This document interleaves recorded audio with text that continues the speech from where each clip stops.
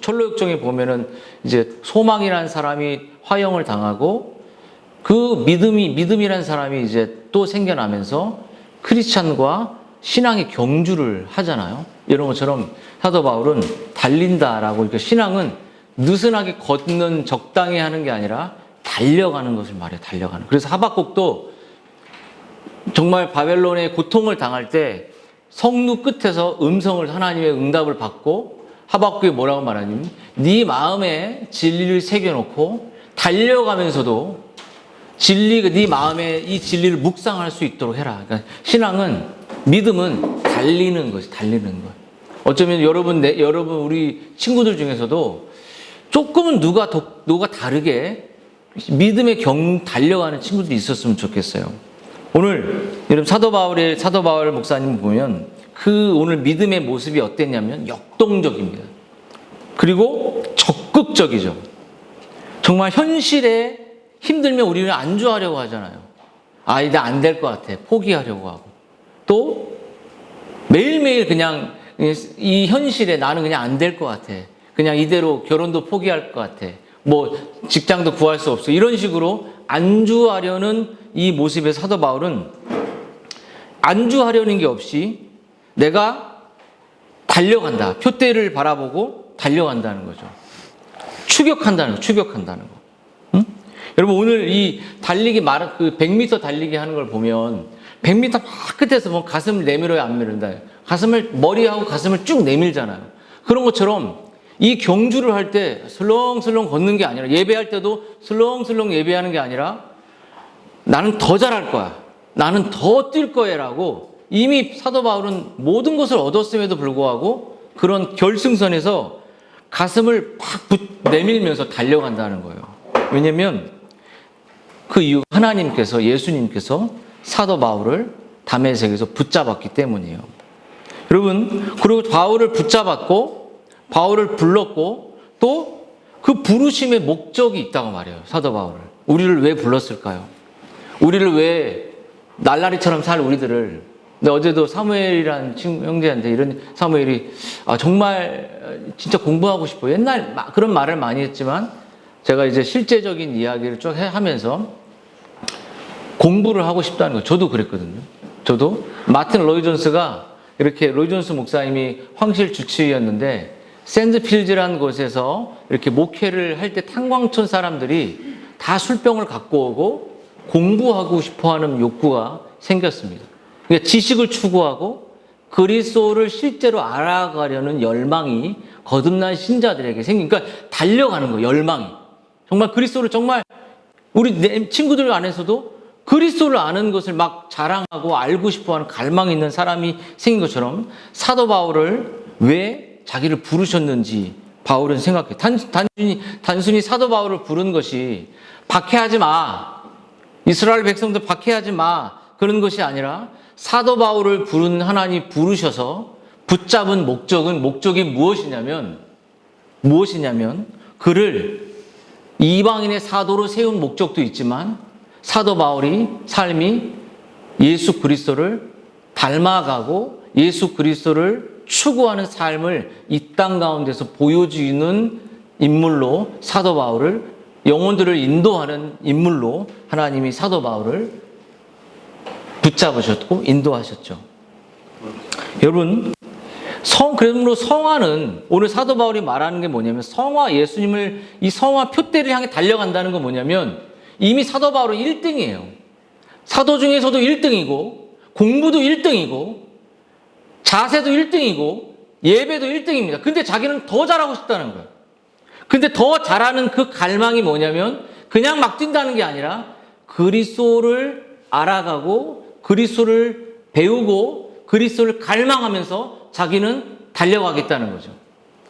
여러분, 그러므로 여러분, 사도 바울의 말하는 이 경주는 뭐냐면 하나님이 나를 하늘나라로 부르실 때까지, 이 세상의 기준을 따라가지 않고 부르실 때까지 달려간다는 거예요. 근데 그 달려가는 게 그냥 막 달려가는 게 아니라 우리가 대학을 향해 달려간다, 뭐 직장을 향해 달려간다, 준비를 해야 되잖아. 준비를. 그래서 사도 바울은 여러분, 지금 이 땅의 경주를 다 마치고 하늘에서 주와 함께 있는 R.C. 스프롤 목사가 한 말을 여러분들에게 목사님 잠깐 얘기해 주려고 돌아가셨군요. 너무 빨리 돌아가셨어요. 그분이 이런 말을 했어요. R.C. 스프롤이 이렇게 말했죠. 그는 무지한 기독교 신앙은 무지한 그냥 맹목적으로 달려가는 그런 신앙이 아니라 무지한 기독교 신앙은 무지한 것이 없다고 말해요. 사람들은 자신이 모르는 것을 사랑할 수 없기 때문에 그리스도를 알아야 된다는 거죠. 그래서 스프롤은 이렇게 말합니다. 지식의 토대를 두지 않는 기독신앙, 하나님을 알아야 된다는 거예요. 지식, 하나님을 오늘 구속이 무엇인지 이런 것들을 다 알아야 된다. 지식의 토대를 두지 않는 기독교 신앙은 기독교 신앙이 아니라 그랬어요. 여러분, 사람들은 자신이 모르는 것을 사랑할 수 없습니다. 우리가 신앙의 많은 청교도들이나 개혁신학자들은 그리스도에 대한 지식이 명확했어요. 그리스도를 끝없이 알았습니다. 그래서 스프롤 목사님은 바른 성경적 삶이 바른 지식으로부터 나온다 그랬어요. 또 머리가 없으면, 하나님 모르면 성경을 알아갈 수가 없어요. 여러분 물론 지식이 전부는 아니지만 여러분 여기서 말하는 바울의 지식은 이론적 지식을 말하는 것이 아니에요. 지식이 없는 인격적인 관계는 있을 수 없다는 거죠. 여러분 지식이 있다고 다 그리스도를 사랑하는 것은 아니지만 그리스도를 사랑하는 사람들은 예외 없이 그리스도를 잘 압니다. 우리가 어때요? 오늘 엄마 생일 지났어, 안 지났어? 지났어. 생일인지 알았어, 몰랐어? 진짜? 표시해놨어? 그 엄마의 생일을 아는 지식이 있어야지 생일을 탁 챙기죠. 저희 어머니가 머리숱도 별로 없는데 거의 보름에 한 번, 한 달도 안 됐는데 머리를 하세요. 그래서 제가 돈이 많이 드니까 동그라미를 탁 쳐놓고 엄마 머리 한 날. 그럼 펴줘. 머리를 안 했대. 3개월 됐대. 그럼 달력을 펴줘. 자꾸 치매 증상이 있으니까. 그래서 얼마 안 됐구나 하고. 근데 제가 한 달도 안 되게 샵에 보내요, 그냥. 이렇게. 왜냐면 스트레스가 풀리니까 자기는 끝까지 우겨서 제가 이제 표시를 해놓고 그 지식을 쌓는 거죠. 이렇게 표시를 해놓고.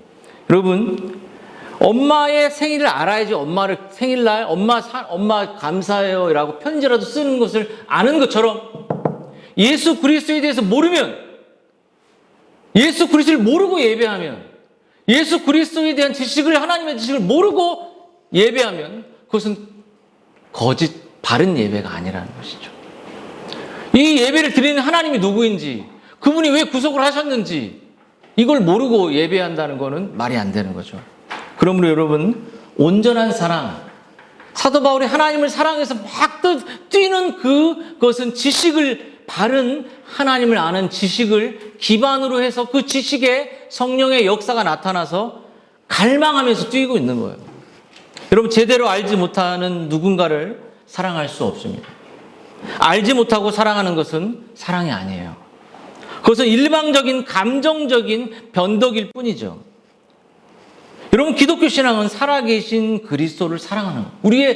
우리의 삶이 막 삶을 우리가 살아낸다는 것은 엄청난 그 기독교의 개혁신학의 이 바른 진리를 아주 날카롭게 우리에 알게 될 때 성령은 그것을 우리에게 적용시키고 우리의 삶을 움직이고 지식이 없는 사람은 그냥 감정주의 신앙에 빠지든지 기복주의에 빠지게 되어 있어요. 여러분 그를 사랑하지 않는데 어떻게 그를 위해서 달려갈 수 있습니까? 여러분 부모가 자식을 사랑하죠. 사랑해 안 사랑하죠. 봐봐. 우리 아이들 엄마 아빠 사랑해 안 사랑해? 그러면 엄마 아빠가 이건 해라 라고 말하면 공부를 하는 거예요. 자기가 열심히 하는 목적도 있지만 부모님을 기쁘게 하는 목적도 있겠죠. 그러므로 여러분 부모님들이 왜 열심히 일할까요? 왜 늦게까지 수고할까요? 응? 늦게가 왜 수고해요? 여러분들을 사랑하는 지식뿐만 아니라 그 여러분을 사랑하기 때문에 엄마 아빠가 달리는 거예요. 쉬지 않고 주기 위해서. 여러분 그래서 우리가 그리스도를 사랑하며 갈망하며 달려갈 때 잊지 말아야 할 것이 있습니다. 우리가 그리스도를 사랑하며 달려갈 때 우리의 삶이 연약할 때가 있어요. 그래서 근데 정말 사도 바울이 깊은 성화와 그리스도를 사랑하는 상응급을 위해서 달려가는데, 근데 잊지 말아야 할 것이 뭐냐면, 우리는 이 세상에서 표대, 어떤 목적을 향해 달려갈 때 완전하게 달려갈 수는 없다는 거예요. 넘어지고 쓰러지고 연약해져요. 때로는 우리의 목표를 잊어버릴 때도 있습니다. 우리의 죄에 넘어질 때도 있어요. 우리가 실패할 때도 있어요. 우리 부모님의 말씀을 어길 때도 있습니다. 우리가 정말 하나님을 위해서 인생의 계획을 세워도 그냥 그렇게 살아가지 못하는 삶의 한계가 찾아올 때가 있어요. 매일 순간. 그때 우리가 기억해야 될 건 뭐냐면, 이 세상에서 완전히 성화되고 완전히 예수님을 닮아가고 완전히 그리스도를 흡족하게 할 수 있는 사람은 없다는 것이에요. 연약하고 쓰러져요. 사도 바울도 연약해서 간질이 귀에 아프고 눈이 보이지 않는 그런 일들이 있을 때도 그 연약함 그대로 갔어요. 그 이유가 뭐냐면, 우리가 표대를 향해 진리를 추구하면서 그리스도를 사랑하며 나아가는 그 과정 속에 연약해질 때 왜 우리에게 연약함을 주셨냐면, 하나님을 의지하라고 하는 거예요. 하나님을 의지하라는 거예요. 그렇죠? 목사님이 이제 수능 시험을 되게 많이 봤거든요. 공부를 잘하지 못해가고 딱 정말로 공부를 너무 하고 싶어서, 근데 나중에 이제 군대 갈 때 되니까 문제집이 저 방바닥 끝에서 끝까지 쫙 쌓여 있는 거야. 응? 하도 많이 틀려서 일부러 동그라미 친 적도 많아. 근데 제가 이제 대학에 딱 떨어지고 수능 공부를 많이 하다 보니까 이제 지치잖아요. 맨날 이게 나하고 고등부 대학교 때 애들 친구들이 나이가 어린데 계속 같이 시험을 같이 보고 있는 거야. 얼마나 창피해갖고. 근데 지쳐서 집에 갔는데 어머니가 목사님을 딱 안아주는 거야. 수고했어. 정말 수고했어. 그 형님이 돌아가실 때도, 제가 목사님 많이 힘들고 할 때도 어머니가 일 나가시면서 손에다가 10,000원 딱 쥐어주고, 담배 사표 이런 건 아니지만 그때는 이제 담배도 피우고 그랬으니까, 근데 밥 굶지 말고 그렇게 하라고 일을 나가셨어요. 그러니까 끝없이 목사님에게 사랑을 주셨죠. 장년들을, 부부 청년들한테 부침개를 100장씩 붙이고 했던 부모님이 이제는 연로해지신 거예요. 아이들을 키우고. 여러분, 중요한 것은 뭐냐면, 우리가 인생을 표대를 향해 나아갈 때 완전히 나아갈 수 없다는 거예요. 아주 연약하고 쓰러지고 목표를 세워도, 근데 그 쓰러질 때마다 하나님이 왜 그런 환경을 주셨냐면, 우리가 너 완전히 이룰 수는 없어. 내가 네 등 뒤에서 너를 지켜줄 거야. 이걸 잊지 말아야 돼요. 이게 표대를 향해 나아가는 자세입니다.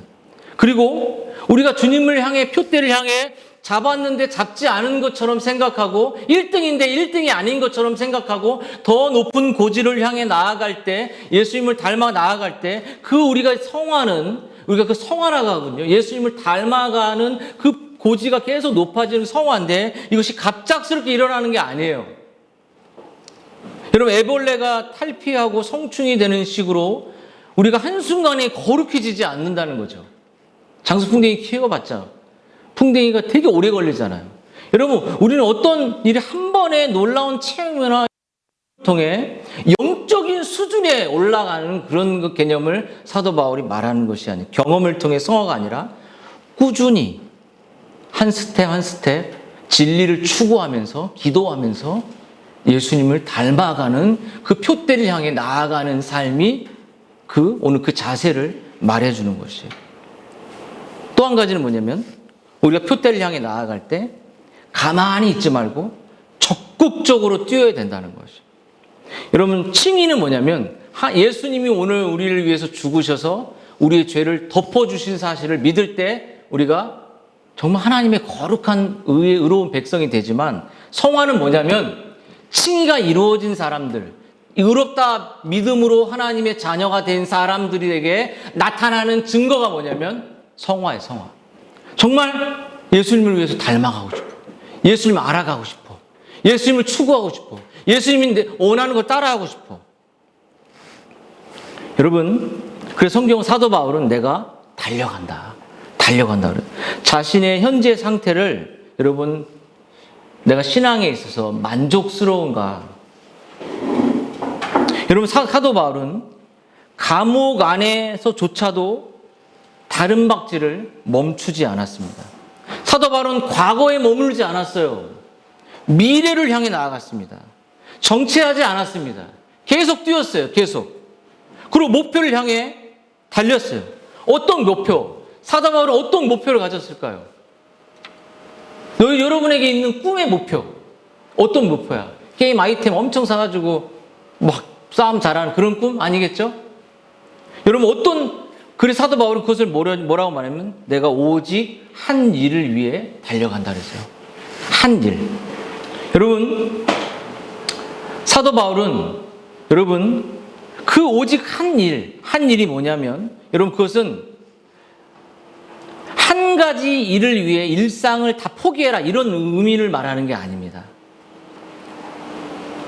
사도 바울이 말하는 것은 그 한 가지 일은 한 영혼이 구원을 받고 한 영혼이 하나님께로 돌아오는, 본인도 그리스도를 닮아가는 그 일을 위해서 자기가 쉬지 않고 달린다는 것이에요. 여러분, 오늘 우리는 다 경주하는 사람으로 모였습니다. 달리기 하려고 모였어요. 여러분, 그 달리기 하는 사람들에게 사도 바울은 우리가 천천히 완전해질 수 없고 연약하고 또 그 이유들을 말했지만 좀 더 자세히 사도 바울은 표대를 향해 나아갈 때 자신에게 4가지를 얘기해요. 자기가 목표를 세우고 잡았지만 잡지 않은 것처럼 나아갈 때 4가지 자세를 잊지 말라 그래요. 첫 번째는 자기를 검토하는 겁니다. 자기가 어떤 상태에 있는지 검토하는 거야. 잘 봐. 검토. 두 번째, 표대를 향해 나아갈 때 집중. 엄청나게 집중해. 수학 문제 풀 때 이렇게 풀려져 안 풀려져? 안 되지. 집중해야 돼. 집중. 세 번째, 뒤에 있는 과거의 일들을, 뒤의 것을 잊어버려야 돼요. 네 번째, 하나님이 우리에게 상을 주신다는 사실. 이 4가지를 기억하고 표대를 향해 달려가는 거예요. 첫 번째, 자기 검토입니다. 자기 반성이라고 말할 수 있죠. 자기를 돌아본다고 말할 수 있어요. 또 자기를 부인한다고 말할 수 있죠. 여러분, 조나단 에드워드라는 사람이 이렇게 말했어요. 너희는 믿음 안에 있는가 자신을 시험하고 확증하라. 그러니까 자신을 돌아보라는 것이죠. 고린도 교회를 향해 마지막으로 권면한 말이죠. 여러분, 우리가 라니아 연대기 본 것처럼 C.S. 루이스라는 사람이 이런 말을 했어요. 천국과 세상 둘 중에 하나를 선택해야 한다.